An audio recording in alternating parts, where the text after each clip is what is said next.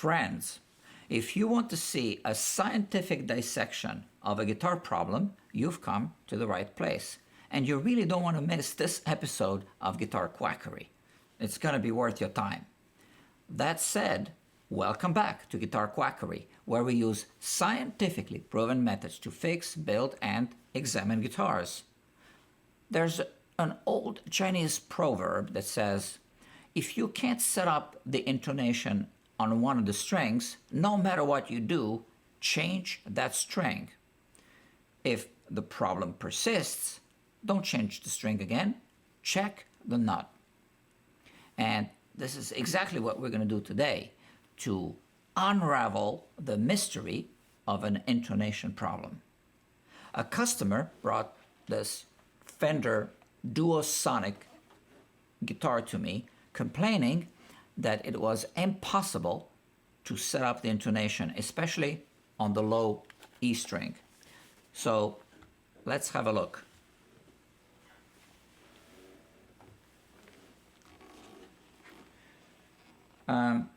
This guitar belongs to a performing musician, so he really wants this to work properly. So why don't we put the tuner on and have a look at this low E string. Okay, so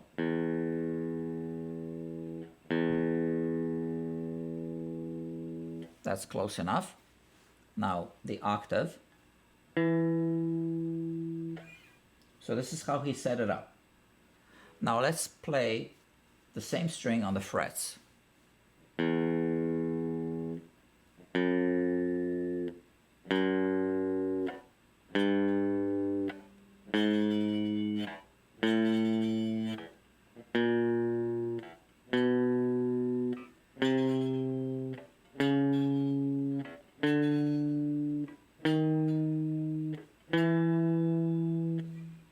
Terrible.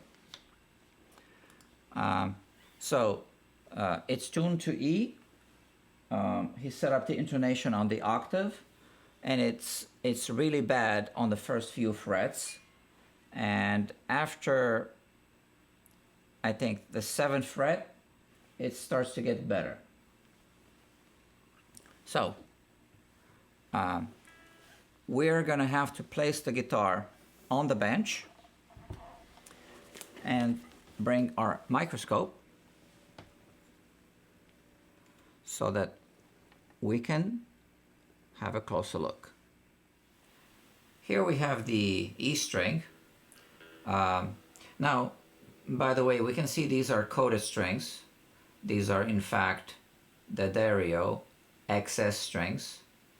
We can see the wrapper wrapped around the string. All right. We can also see some sloppy factory work right there, some chipping at the back end. Now let's zoom out a little bit and try to wiggle the string. Now at the front end, we see a little bit of play, and at the back end,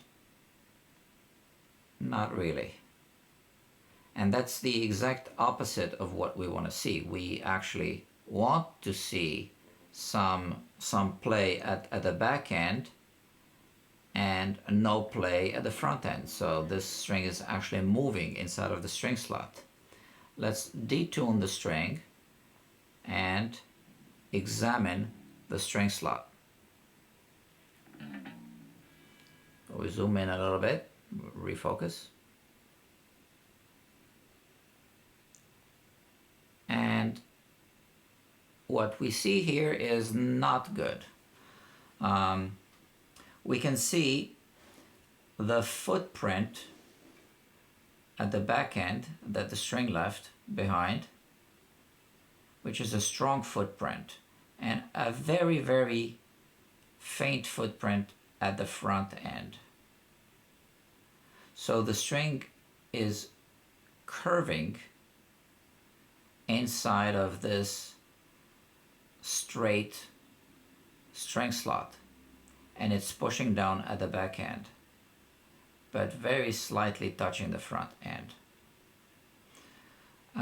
So This tells me that this string slot has probably been cut by a CNC machine, maybe a Plek machine, and it's too straight. That's not what we want to see. Let's put the string back and tune it to pitch.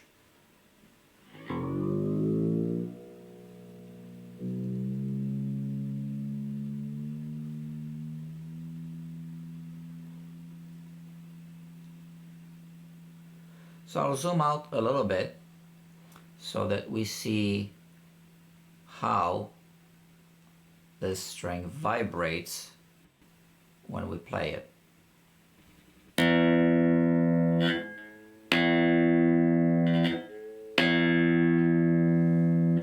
Well, there you have it.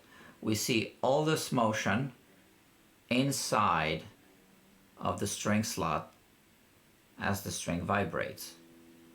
And that is really not what we want to see.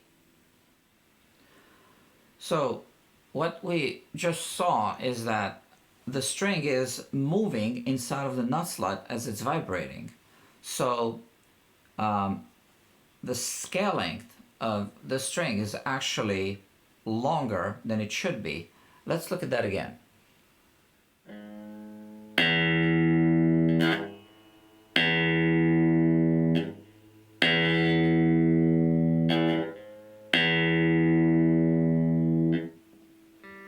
So let me explain what is happening, what I see. The string should start to vibrate at this point because this is the playable area of the string on this side. And it should not be moving at all inside of the nut. But if I slow down the motion of the string, what I see is that the string is actually vibrating like this inside of the nut. So let's remove the string again. So because the nut is not carved properly, the string is actually seated at the back end of the nut and is vibrating from this point inside of the nut, and then the rest of the string is vibrating. Now let's look at the other string slots. The A string doesn't look too good either. So it's not moving inside of the string slot, but and there's some slack at the back end, but this has not been cut correctly either. It's a little sloppy. You can see that that the string left a footprint. Let me focus. At the back end of the nut as well, right there. And here is less of a footprint than at the back end. So once again, this string slot has been cut completely flat, not curved. Now here is the D string. And you can really see everything clearly under the microscope. It's not moving at the front end, but let's look inside. And once again, it looks very straight to me.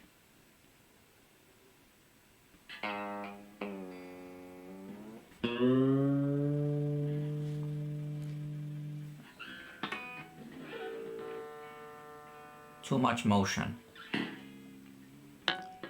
However, this shows you, this gives you an idea of what we want to see. Oh, not really. So what we would like to see is only one footprint from the string left inside of the string slot at the front end. Here we have two footprints, so I think this string slot has been cut wide, and sometimes the string is seated on the treble side and sometimes more on the bass side. So it moves back and forth between the two. Now this here is the B string. Let's see what we have. Too much motion. And once again, we see a footprint at the front end and a footprint at the back end. And once again, we just keep seeing this double footprint, which is not good. And now let's check our high E string.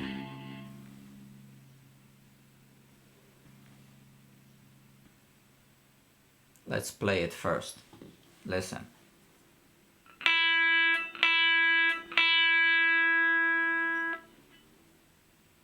So I hear a little bit of a buzz, kind of like a sitar kind of buzz. And I believe the nut is causing that. Unless it's a luthier-made guitar, the name on the headstock really doesn't mean much. It's just the name of the factory. But factories are very big, so we don't really know who at the factory worked on that specific guitar, more specifically on that nut. For all we know, it could have been just an intern working on a nut for the very first time. So all we can do is throw the guitar on the bench and cut a new nut. I removed the old nut already, and here, as you can see, I've cleaned up the slot. I have a blank ready. That's a Fender melamine. Melamine is the material, same material they used at the factory. And this here is a string spacing rule. It has logarithmic divisions. I took a read off of the old string spacing, the existing string spacing. I put 2 dots. I'm going to use that to mark off this nut and then cut the string slots. So, because this video is not about nut fabrication, I'm not going to record the entire process, but I guess I can show you the final product once it's finished. All I really wanted to show you in this video was the interesting intonation problem caused by a string slot that was cut incorrectly. So this should give you some idea that cutting string slots on a guitar nut isn't as straightforward and easy as some people might think. Oh, I'm sorry. Guitar quackery. Who said it was easy? Apparently someone on YouTube says it's easy. What tools? No kidding. Right. Thanks for letting me know. Subscribe, please. Apparently someone on YouTube said that you can just buy nut files and it's easy to cut a nut. All right. I don't think so. I think it's more like saying that you can buy surgical supplies and remove an appendix.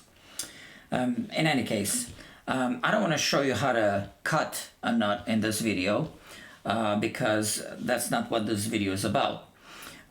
So I did all that off camera, and now let's go back to the shop and see how it all worked out. So everything came out good. New nut. I typically use sacrificial strings to cut a nut because they have to go on and off all the time.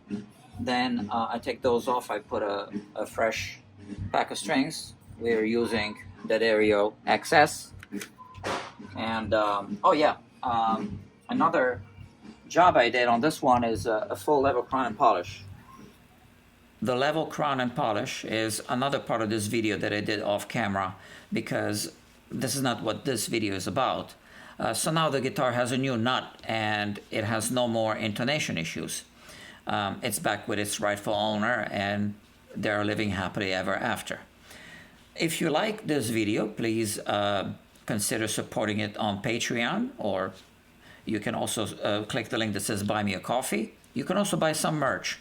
And the least you can do is give it a thumbs up, share, and subscribe, because that helps me grow the channel and it helps me make more videos like this one for you in the future.